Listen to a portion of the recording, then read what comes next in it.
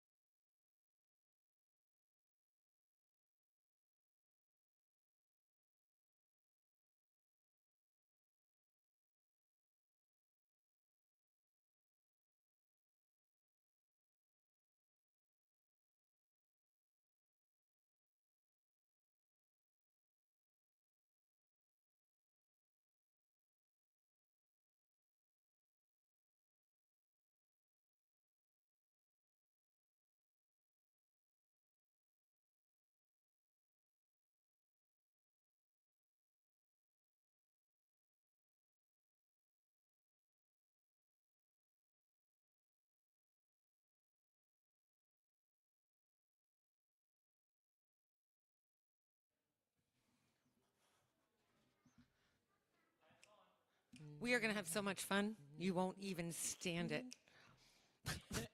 You gotta put one foot in front of the other and lead with love. Put one foot in front of the other and lead with love. You gotta put one foot in front of the other and lead with love. Put one foot in front of the other and lead with love. Don't give up hope. Don't give up hope. You're not alone. You're not alone. Don't you give up. Don't you give up. Keep moving on. Keep moving on.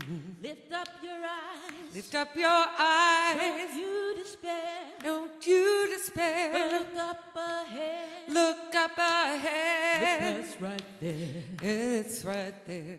You gotta put One foot in front of the other and lead with love. Put one foot in front of the other and lead with love. I know you're scared, I know you're scared, and I'm scared too. and I'm scared too. But here I am, But here I am, right next to you. right next to you. You gotta put One foot in front of the other and lead with love. Put one foot in front of the other and lead with love.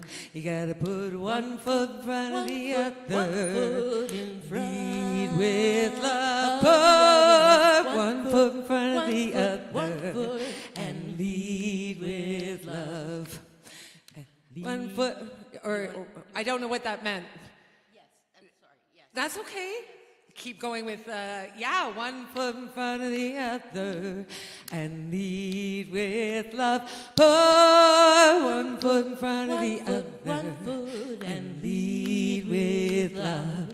You gotta put one foot in front of the other and lead with love. Put one foot in front of the other and lead with love. And lead with love. And lead with love. And lead with love.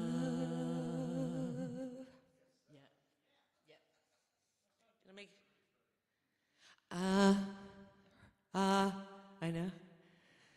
Dum dum dum dum dum dum dum dum dum. Good morning, good morning.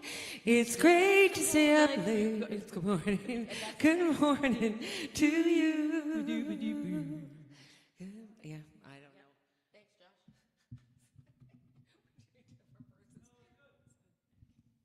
Yeah, sounds good to us. Well, I mean, it sounds good from up here. The mic sounds good. Let's put it that way. Oh, please don't. You can do that for hymns, but not for the.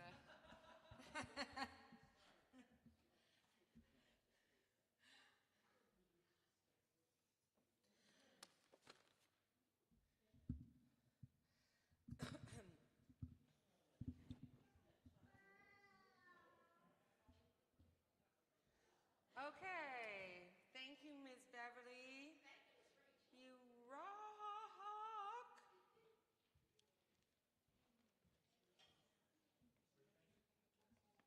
We're ready to go.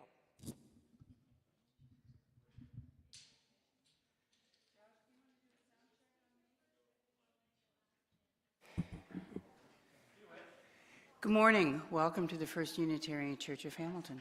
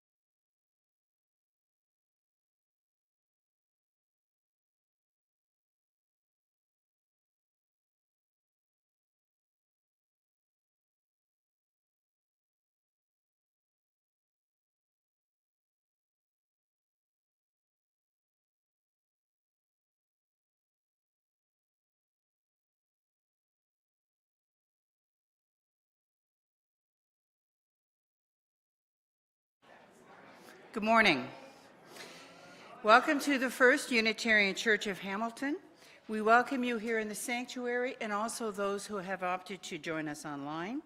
We ask that you turn off your cell phones during worship unless, of course, you're using our loop hearing system. My name is Sue Stewart Green. My pronouns are she, her, and I am your service leader today. If you have an order of service printed out, which I often do, or you checked out the service in line, you will notice that I am not the Reverend Danny Weber. Our beloved minister is still recovering from that nasty flu, the one that hangs on, it seems like forever. Reverend Danny has an excellent work ethic and was worried about missing yet another Sunday, but your church leaders have impressed upon Danny the importance of rest for recovery to carry out the important work of supporting our congregation. It's a big job looking after us, and we are sending at this time now love and healing your way, Danny. Our music ministers today are our own Beverly Horton and Rachel Derry. It takes many folks to put together a Sunday service. Many are behind the scenes, but please note your ushers, worship assistants, hospitality, and AV techs, and acknowledge them silently or take a moment at the end of worship to thank them in person. Our guest today is Liz James, right here. Perhaps you went online to research the UU Hysterical Society. Liz began preaching and leading worship 20 years ago as a growth consultant for the CUC, the Canadian Unitarian Council. 10 years ago, she founded the UU Hysterical Society, now a 270,000-person humor group on Facebook. Liz believes in a UUism that is filled with meaning and joy, and that sees change as an adventure. We do have some announcements on the screen, and I'm going to ask Jenny to come up quickly. Jen, quickly for a couple of announcements.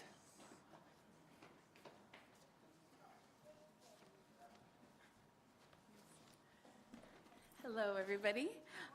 I just wanted to share, I know it's been on the screen, but I wanted to mention we have the OWL program information meeting today at 12:30. So if you have kids, we're doing a K-1 program in February and March. Esther and I are heading that one up. So if you know of any kids in kindergarten or grade 1 who want to come and learn about their bodies and gender and pregnancy and babies, please invite them. You can, I can email them the registration info and other information if they need it. So that's happening today. The next thing I have to say is that I have made a scavenger hunt about resilience for the kids. So if there's any kids who want to maybe get a prize, they just need to do the scavenger hunt, get the information, just bring it to me, and I can give them a little prize. And then the last thing I want to say is about Third Space Cafe. So this coming Friday, we're doing a community cooking event. That's the plan. I'm not sure what the meal is going to be yet, but stay tuned to our socials, and you will be welcome. You don't have to come and cook, but you can come and enjoy community. You can come and do something else and just hang out here, get out of the house for a little bit. Everybody is welcome, even children, and we are excited to see you there. Thank you. Thanks, Jenny. Whoever you are, whomever you love, wherever you are in your journey of faith or search for meaning, today you are one of us, and you are so very welcome in this house of worship. Our mission is to nurture one another, serve the community, and inspire action to heal the world. We are not the first people on this land, nor will we be the last. We acknowledge our connection to the web of all existence, honoring the past and preparing for the future. The stewardship of the original people who lived here preserve this place for our generation. We seek to be respectful stewards of this place for those who follow. Please settle into your seats and enjoy our postlude, Bruce Coburn's Wondering Where the Lions Are, with Rachel and Beverly. Otherwise, a very short service. And would love your help on this one. Your line is Wondering Where the Lions Are.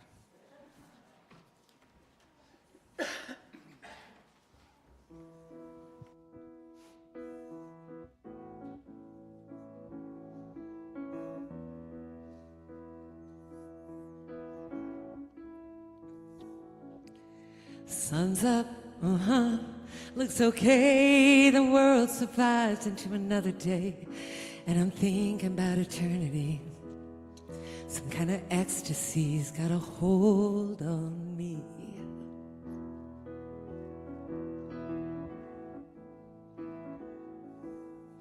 Had another dream about the lines in the door. They weren't as half as frightening as they had before. But I'm thinking about eternity. Some kind of ecstasy got a hold on me.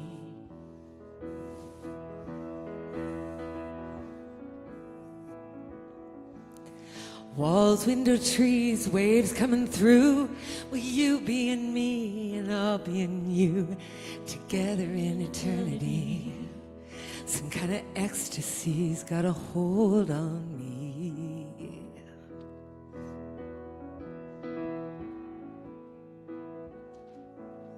Up among the firs where the sound is sweet, or down in the valley where the river used to be. Got my mind on eternity. Some kind of ecstasy got a hold on me. And I'm wondering where the lions are. Wondering where the lions are. Wondering where the lions are. Wondering where the lions I'm are. wondering where the lions are. Wondering where the lions I'm are. wondering where the lions are. Ooh. Ooh. Huge orange flying boat rises off a lake. 1,000-year-old petroglyphs doing a double take, point a finger at eternity. So I'm sitting in the middle of ecstasy. Ooh. Young men march in helmets, stirring up the sun. Polish the precise like the brain behind the gun. Thinking about eternity. Should be. A kind of ecstasy got a hold on me.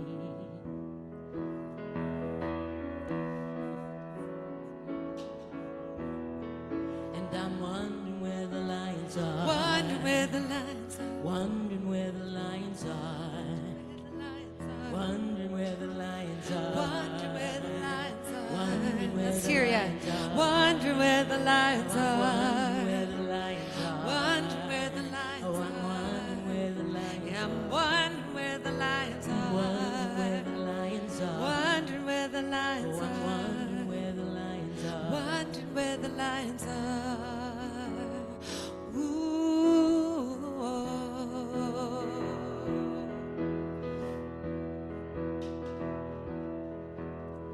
Freighters on the Nile, on the surface of the bay. One of these days we're gonna fly away and Sail into eternity. Some kind of ecstasy got a hold on me. And I'm wondering where the lions are. Wondering where the lions I'm are. wondering where the lions Yeah, are. wondering where the lions I'm are. wondering where the lions Yeah, I'm are. wondering where the lions Oh, I'm are. wondering where the lions are. Wondering where the lions I'm are. wondering where the lions are. Wondering where the lions Oh, are. wondering where the lions are. Wondering where the lions are. Wondering where the lions are. Wondering where the lions are. Wondering where the lions are. Wondering where the lions are. Wondering where the lions are.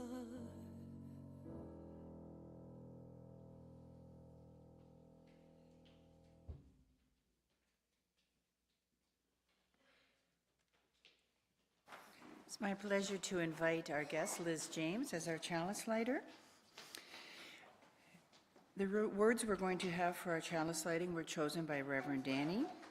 They're written by Mwibutsa Ndagijimana, a Unitarian minister in Burundi, who is in prison for his justice work.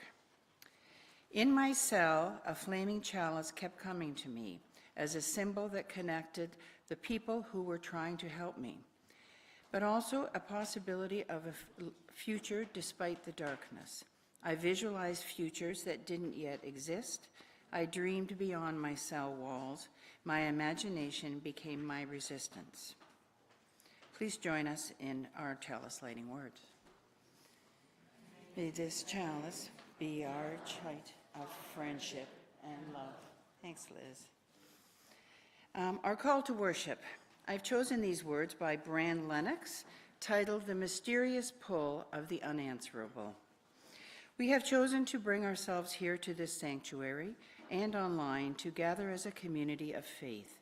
We join together in solidarity as a covenanted people who are drawn together by the promise of connection and the mysterious pull of the unanswerable.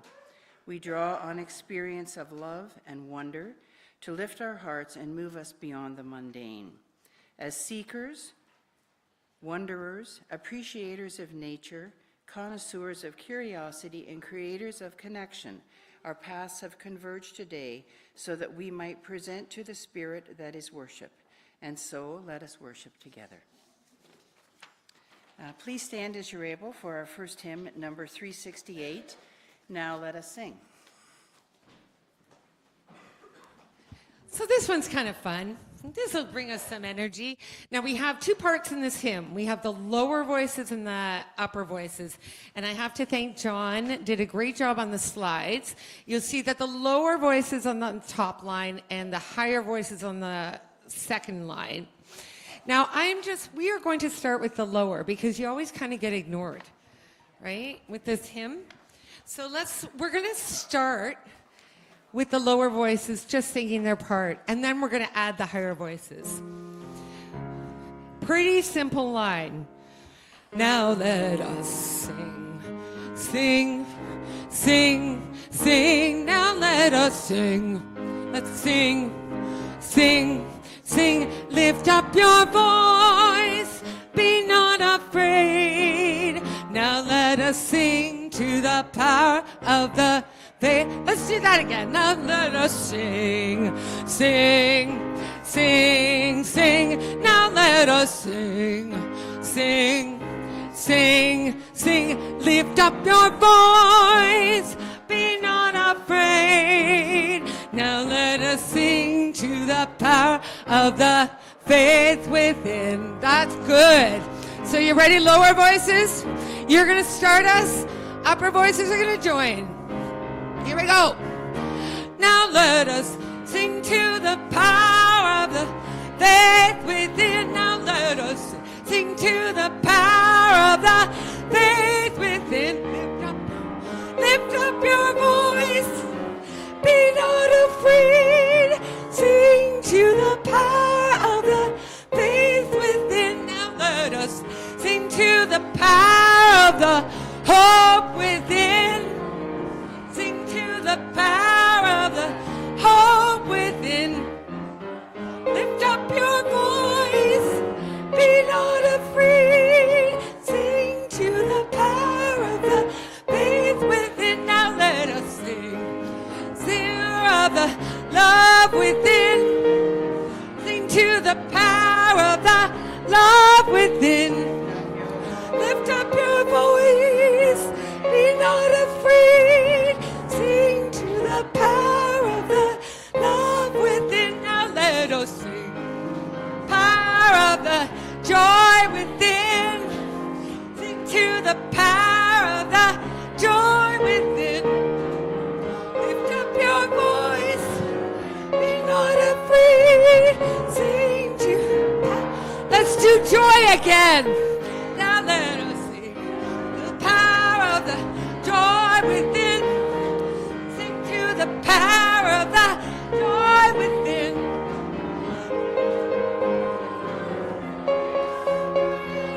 Sing to the power of the joy within.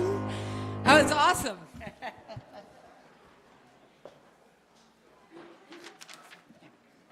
Our story for all ages will be read by Liz James. So if you are someone who is moving to see the pictures, I invite you to do that now because they'll be on the slides. This isn't a traditional storybook. This is a real story that actually happened. This is a story about saying something when something isn't fair, which is something you might have experienced at home or at school. I'm going to go back a little bit. Well, we might have the pictures a little out of sync. No problem. So the first picture, which is one of Unitarians marching, Maybe you've gone somewhere with a grown-up to a march or a protest or to hold a sign. Unitarian Universalists sure do like to march with signs. This is also a 100% true story of two children speaking up and how they saved a Unitarian Universalist in a faraway country. I don't know the real names of these kids, but their nicknames were Bukuru and Toyi. They were 7 and 9 years old, and they lived in a poor country in Africa called Burundi, in a hut very similar, or in a little mud hut with a grass roof. They lived in a land that was always warm and green, and they spent their days running around outside, playing and taking care of cows, which they did instead of school, which I imagine was gloriously fun. And one morning, almost 10 years ago, they were out in the fields in the middle of the day, and they saw a group of men with guns arrive in cars. And they took a very unhappy-looking guy into a hut, and they closed the door. This isn't the exact hut, but it looks very similar to this one. The man was indeed their prisoner. In fact, he was a Unitarian minister named Reverend Mwibutsa Ndagijimana. We will call him Mwibutsa. He was the minister of the Unitarian Church in Bujumbura, who had been doing exactly what so many of us here in North America do with the marching and the signs. They had seen things going on in their country, and they were saying something. They were going to demonstrations just like we do. Now, the kids didn't know any of that background church stuff, but they thought that Mwibutsa didn't look like he wanted to be there. So during their lunch, they went to the local police station and they explained about the man in the hut. You can imagine 7 and 9 years old, how nervous they must have felt walking into a police station by themselves. The police arrived just as the men were taking Mwibutsa outside, saying they were going to kill him, and they took everyone to the station and things got sorted out. And Mwibutsa says if it weren't for those two boys saying something, he probably would not have survived that day. It wasn't easy for Mwibutsa after that day. Soon after, he was arrested and he was sent to prison. And again, people said something. Unitarian Universalists from all around the world wrote letters and made phone calls. Kids did too. And Mwibutsa knew about that because he was allowed to see copies of the petition people were signing. And he looked at the thousands of names and thought, who are these people? Why are they working to save me? At night, when he was alone and dark and scared in his cell, he would think about all those people working to protect him. And the symbol of their protection to Mwibutsa was the Flaming Chalice. Every night when he was too scared to sleep, he would imagine that Flaming Chalice in order to stay brave. In the end, we did get Mwibutsa free, and he made it to Canada as a refugee. Now he runs a charity which helps other refugees and people in Africa, and he named the charity Flaming Chalice International. The same chalice that meant people had not forgotten him years ago now means he will not forget others. It's Mwibutsa's turn to be the helper with the support of UUs from all over the world. So when you see a flaming chalice, think of the ways we're connected, like Mwibutsa does, and of Bukuru and Toyi, because without those two kids, none of this could have happened. They did something any of us can do. They saw something and they spoke up. And now I invite children, if you'd like to stay in the sanctuary or to go to your classes.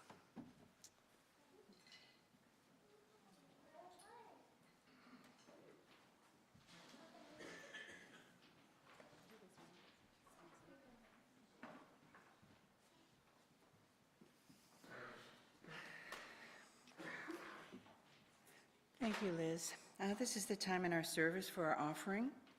In the free faith tradition, we support and the resources of this congregation.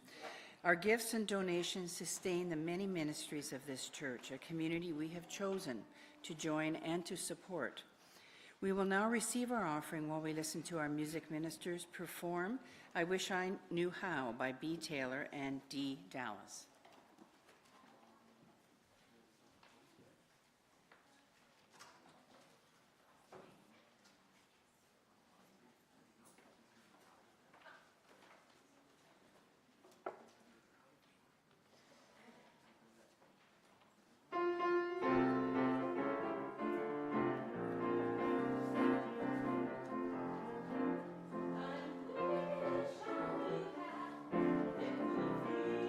To be free, I wish I could break all the chains holding me.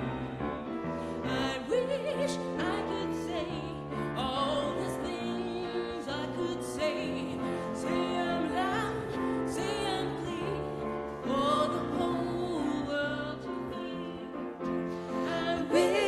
I could share all the love in my heart. Remove all the pride that keep us apart. I wish I could know what it means to be free. Then you see and agree, everyone should be free. I wish I'd share all the longing to share. I wish I could live like I'm longing to live.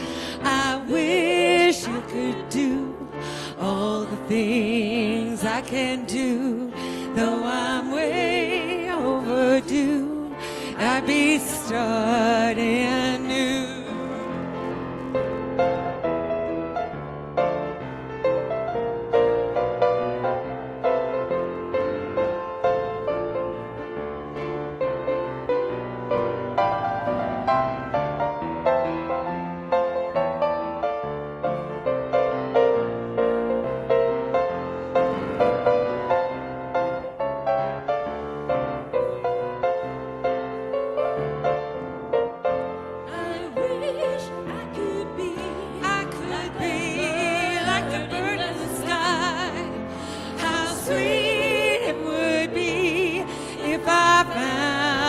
Could fly, I'd soar to the sun and look down at the sea.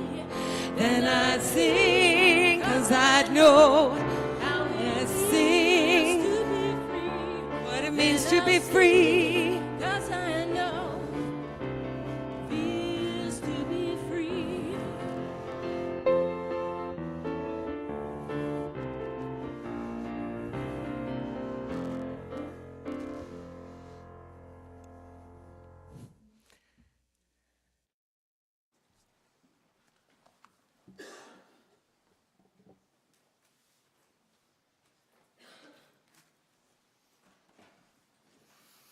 Thank you so much. Your gifts of support in our ministries to one another and to this community are much appreciated. In these moments of contemplation, I invite you to relax, close your eyes if you wish and feel comfortable, and breathe deeply. Following our reading, there will be a few moments of meditative silence, followed by our music ministers who will perform Hold Fast to Love by L. Harrison.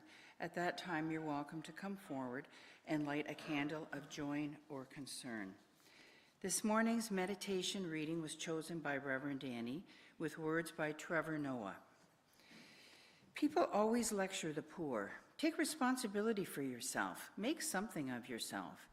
But with what raw materials are the poor given to make something of themselves? People love to say, give the man a fish and he'll eat for a day. Teach a man to fish and he'll eat for a lifetime. What they don't say is, and it would be nice if you gave him a fishing rod. That's part of the analogy that's missing.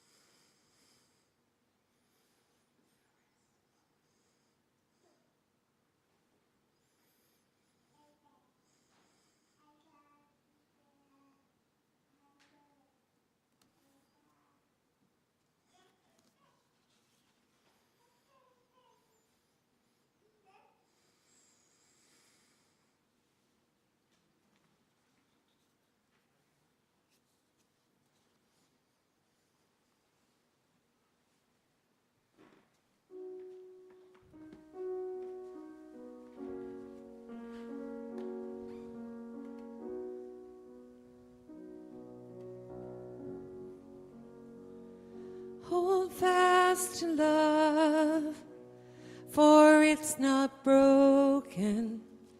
Hold fast to love, it will endure.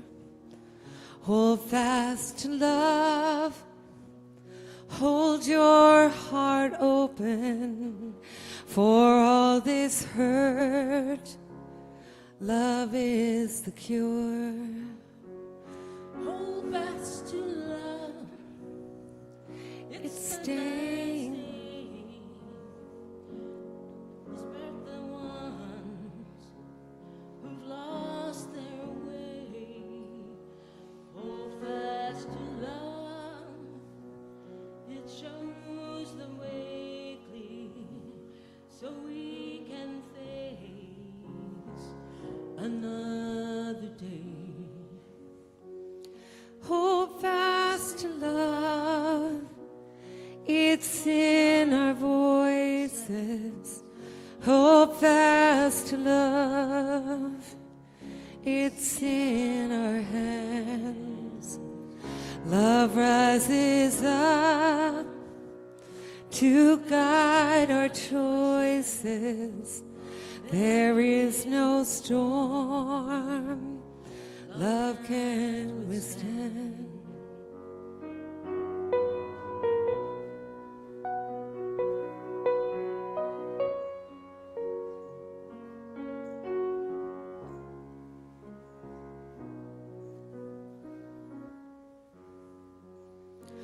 Hold fast to love, for it's not broken. Hold fast to love, it will endure. Hold fast to love, hold your heart open for all this hurt. Love is the cure for all this hurt. Love is the cure.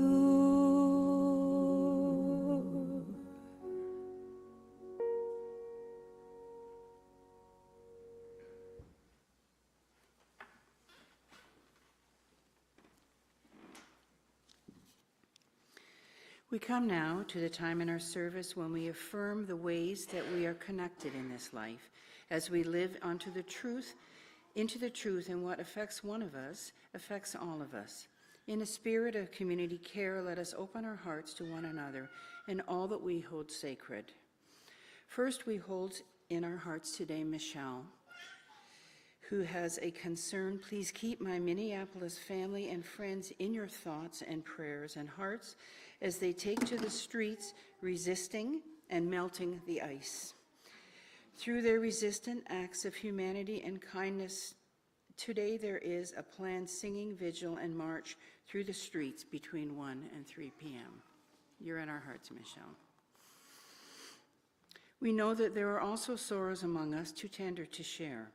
We hold those in this space today with a reminder that you are never alone. Along the struggles and sorrows of this life, there is also joys to share, milestones, blessings, and celebrations of all kinds, for which we are moved to give thanks. This morning, we are delighted to have a joy from Catherine Cowley that Romina Maria Cowley was born last Wednesday at supper time. All are happy and healthy. Congratulations, Catherine.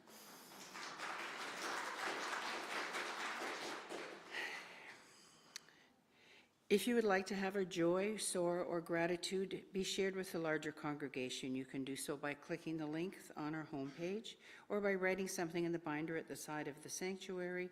Sharing the tender moments in our life and witnessing one another is yet a part of building the web of beloved community. May we continue to hold space for this community care and share with courage and vulnerability. We will now hear from our speaker, Liz James.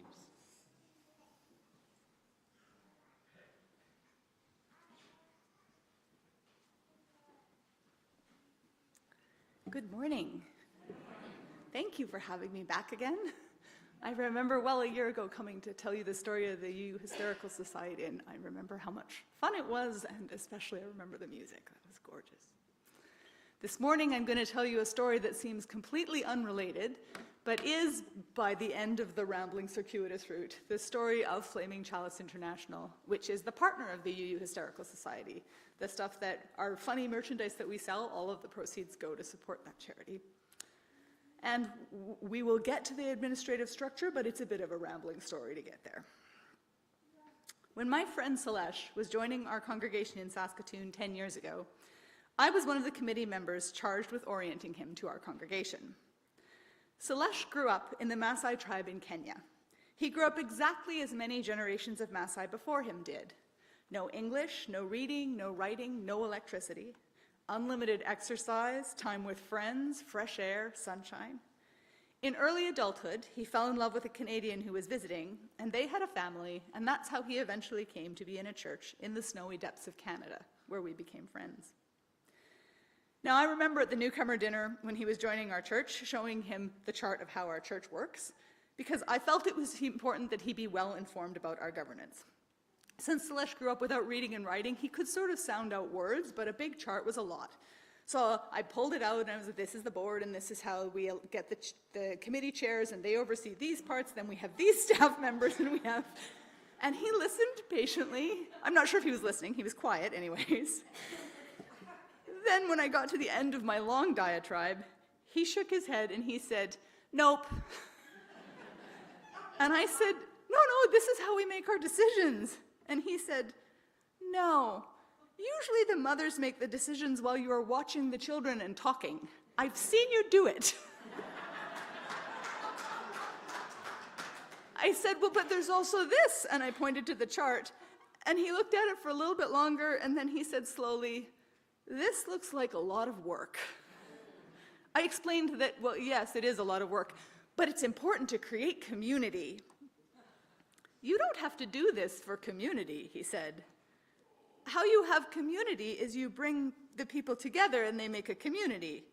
Many people make community without these committees.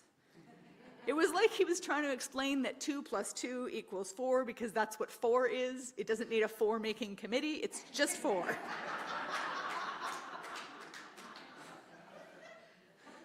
So it was Salesh's turn to eventually to orient me when our family went with his for a visit to Kenya 10 years ago.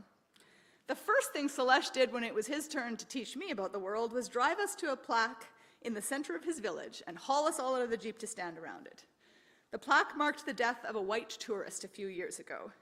We read it, it was in English, and it told the story of a man waking in the early hours of the morning and heading out for a walk and being mauled by a wild elephant to death. The plaque, as I read it, was about the dangers of African elephants. Salesh saw the cause of death a little bit differently. He explained, this man had a Maasai guard with him, like you have a Maasai guard with you. This man did not listen to his Maasai guard, went for a walk and was killed immediately. When Muzungu people do not listen to their guard, they die right away. Muzungu is the word that they use for white people, and it really came in handy. Every time I couldn't see something like a nest of birds 3 feet from my face that my guide was pointing out, I would point to my eyes and say, Muzungu. Every time I did something silly, because common sense is kind of culturally specific, I would use that word, and they would all shrug like, what are you gonna do? A Muzungu could not be left unattended, except in their tent, with a guide standing outside to make sure they didn't do something crazy like go for a walk. I often wondered about my Maasai guard. He followed me everywhere, carrying a spear, just one sec. Carrying a spear that, to my eyes, was basically a pointy stick. His job was to protect me from lions, and he was paid reasonably well for it. At least he was paid well for a no-lion day. I couldn't shake the feeling that if a lion did approach, his wages would no longer be sufficient for his new duties. And I asked Salesh about this. How do we know he's not going to run away? I asked. Salesh looked at me like I had a cabbage for a head. You're under his protection, Salesh answered. Yeah, but he doesn't know me, he doesn't care about me. Why would he? He's Maasai, Salesh answered. You're under his protection. There was a pause, and then Salesh repeated, he's Maasai, as though this should settle the matter. So that night, my sleep was interrupted by what I can only describe as a moaning, growling kerfuffle of noises. I was nestled in the tent that I had mentioned earlier. It was a very nice tent. Nicest tent you've ever been in. This tent had a flush toilet and a bathtub. That said, the walls were still canvas. Thicker canvas than Canadian tents, sure, but like not lion thick level canvas, probably not even scissors thick level canvas. I tried to tell myself that so long as I was in my tent, the lions could never know that I was there, but that took a lot of mental discipline. It wasn't just lions that had arrived. Some other creature was out there too, some new African creature I'd never heard before, making this terrified, mysterious bleating sound. And then there were the sounds of men, several men, yelling to each other in the local language. I lay frozen in my bed, the dark inside the canvas walls so absolute it felt like a damp washcloth over my face, and I swallowed my terror. In the morning, I learned that the mysterious new animal was, in fact, a cow.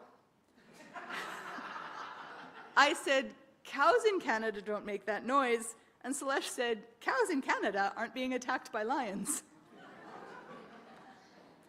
The cow had wandered away from the herd in a nearby village, and a team of Maasai men had tracked it. They found it eventually, but they found it at the same time as a lion found it. And the noises I heard were them successfully stepping between the cow and the lion and shooing it away with their weapons, which I cannot emphasize enough, were basically just pointy sticks. Lions are afraid of Maasai men. It did retreat. Celeste says this is how it usually goes. Lions are afraid of Maasai. They'll kill a Maasai warrior very rarely. Rarely? I repeated. As in not never?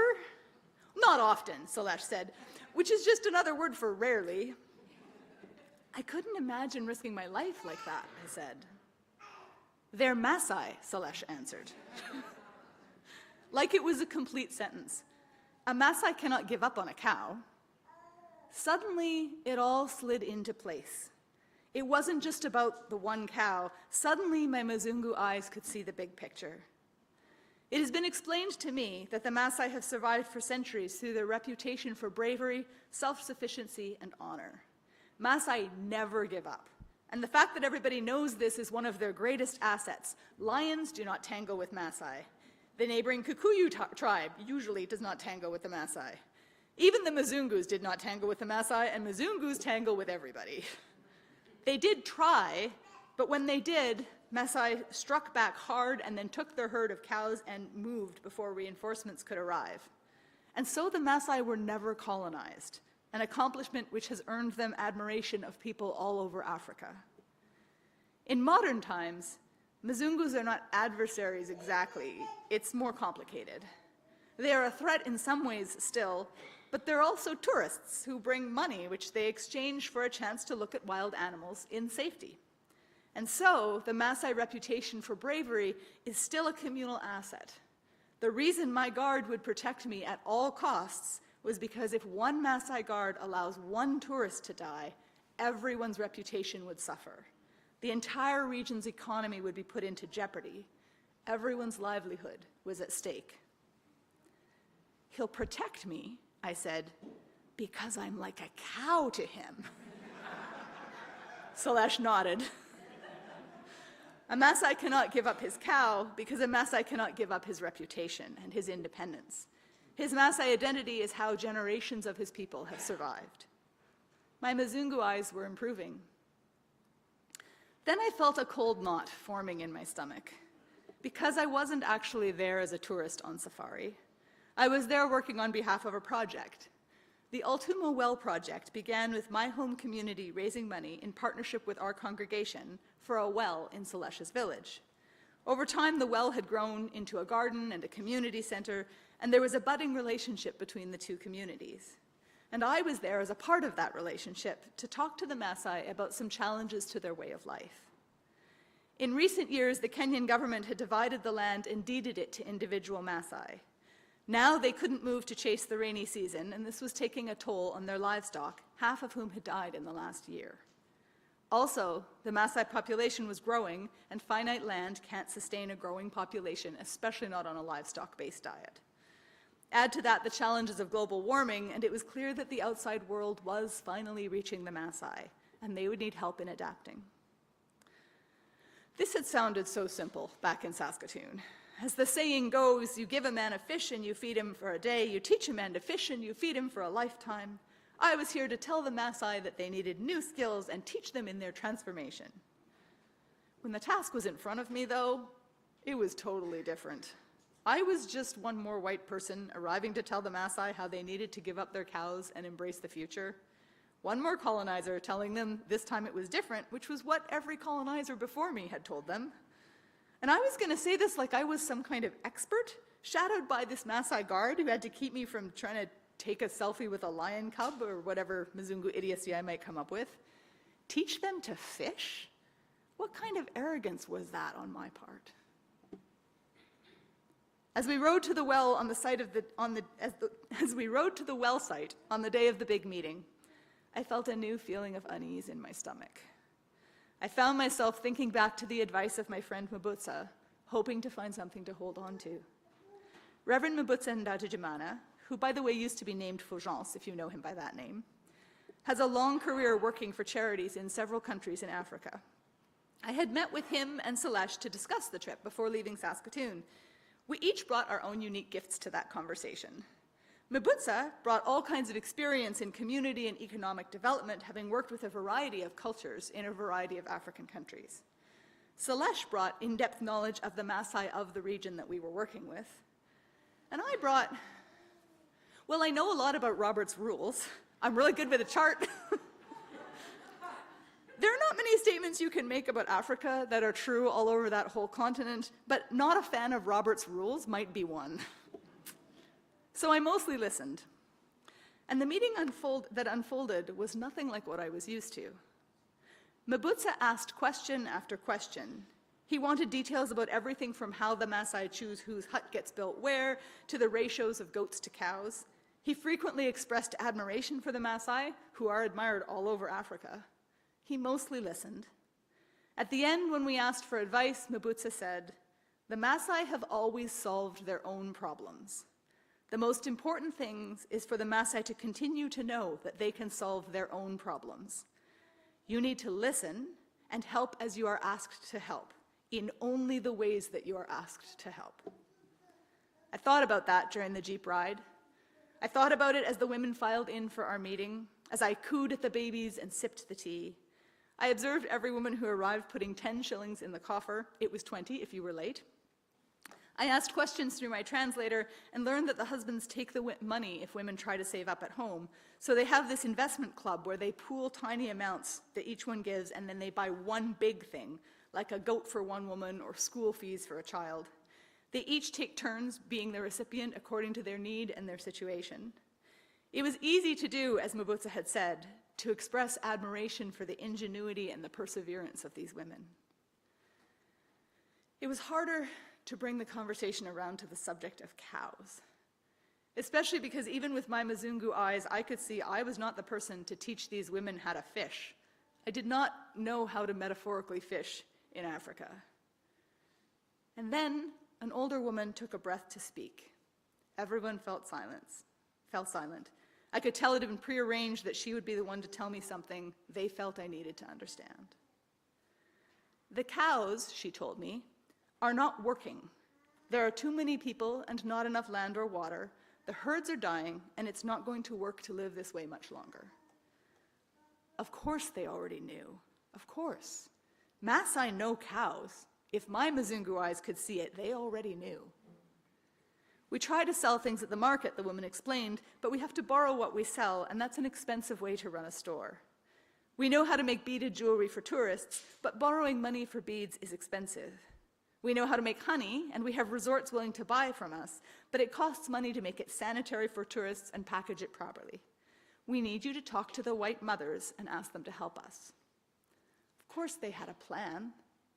These women already know how to fish, they just didn't have any fishing rods. The amounts for each project the women were planning was in the hundreds of dollars. I wrote down their stories, took their pictures, and ran the simplest and easiest crowdfunding campaign of my life. I did as Mwibutsa had said. I helped in the ways I was asked to help, and only in those ways. It was their plan. So there's a couple reasons I'm telling you this story. One is to tell you more about the philosophy behind Flaming Chalice International and its work, because I think they are one of the most exciting stories in UUism today. Led by Mwibutsa, their board is made up of people born in Africa, with me being the only exception. Prior to working with Mwibutsa, I understood that being born in Canada gave me power that I wanted to wield wisely.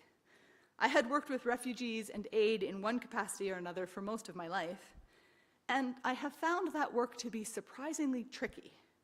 I often would fail to see something that should have been obvious, and when that would happen, I felt ashamed of my Muzungu eyes. Today, I cut that version of myself so much slack. How could I or anyone expect to make smart aid decisions about a whole other culture? It just doesn't make sense. The solution to unequal distributions of power isn't for the powerful to become superhumanly wise.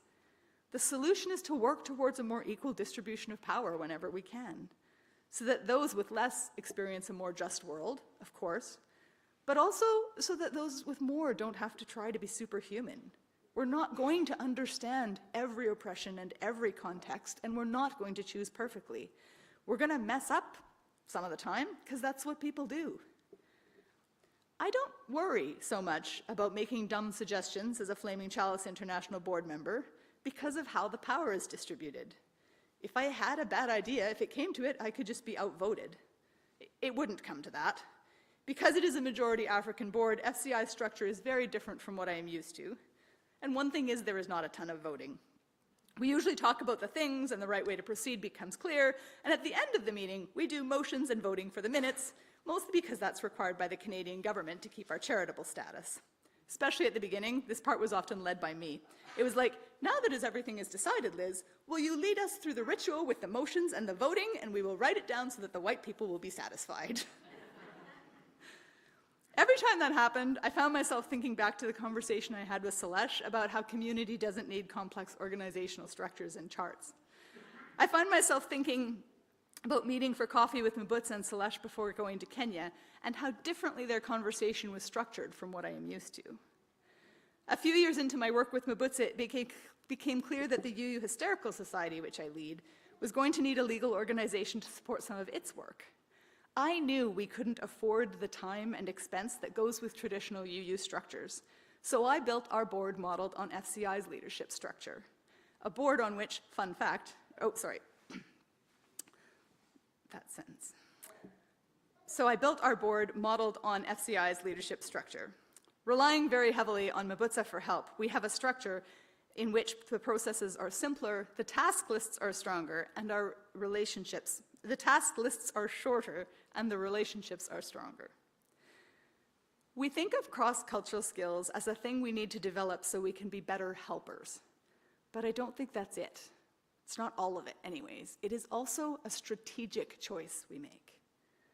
The problems we face today can't be solved by using a limited set of perspectives. UU organizations are facing big structural struggles.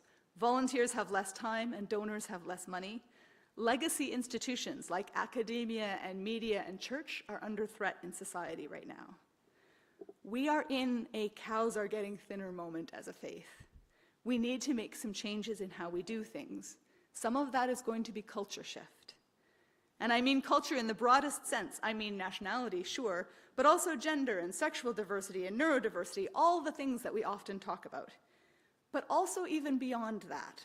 For my work, I had to become fluent in content creator culture, and it is its own culture, and a little bit business culture, and create a church out of nothing culture, which Mwibutsa taught me how to do because that's how it's always done in Africa. Whoever is solving the problems we're facing, we need to know how to build strong connections with them. We need to think less about institutional strength and more about the ways that we are interconnected. We're having good conversations as UUs and in larger society about how to dismantle systems of racism and other oppressions, and I think that is the morally right thing to be doing. But it is also the strategic thing to be doing, to be building that intercultural competency. In a world of rapid change, solid skills in working with those who are different from us are going to be crucial. These connections will form a foundation for solutions we wouldn't be able to come up with on our own. Those connections saved Mwibutsa when he was stuck in that Burundian prison, imagining a chalice to get him through the night. They saved the Maasai women from what would have been very bad aid decisions made by yours truly if Mwibutsa hadn't consulted and coached with us. They saved my little UU Hysterical Society from a heavy churchy structures that wouldn't have suited us. We work in a rapidly changing world of social media, and we are more fragile than people realize. Our ability to work on very few resources and pivot quickly has saved us more than once.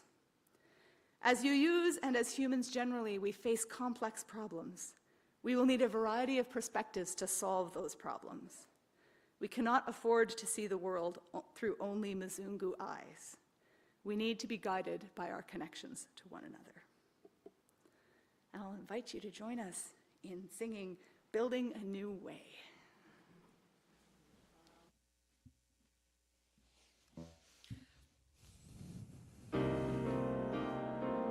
Stand as you're willing and able, and we'll build a new way together. We are building a new way. We are building a new way. We are building a new way, feeling stronger every day. We are building a new way. We are working to be free. We are working to be free.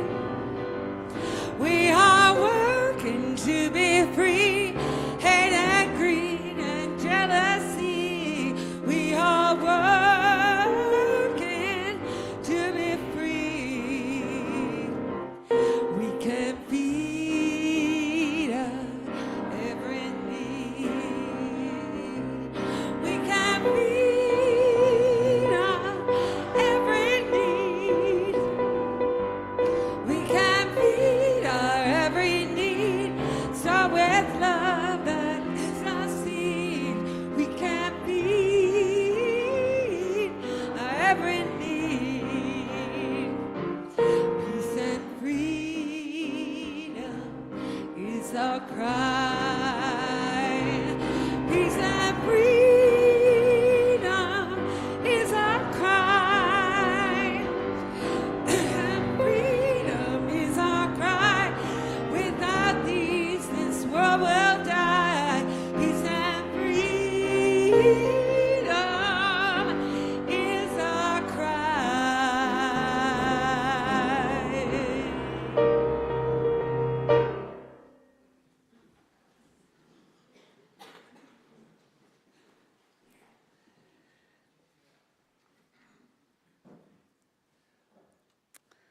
Our benediction today is in the words of Reverend Mwibutsa Ndagijimana. In Burundi, there is a proverb, one man can grind, but not the whole harvest. I made it through because others held the line with me and for me. I was not alone in the cell. I was not alone in the silence. We must never resist alone. We must never dream alone. Let us go out into the world guided by our connections to one another.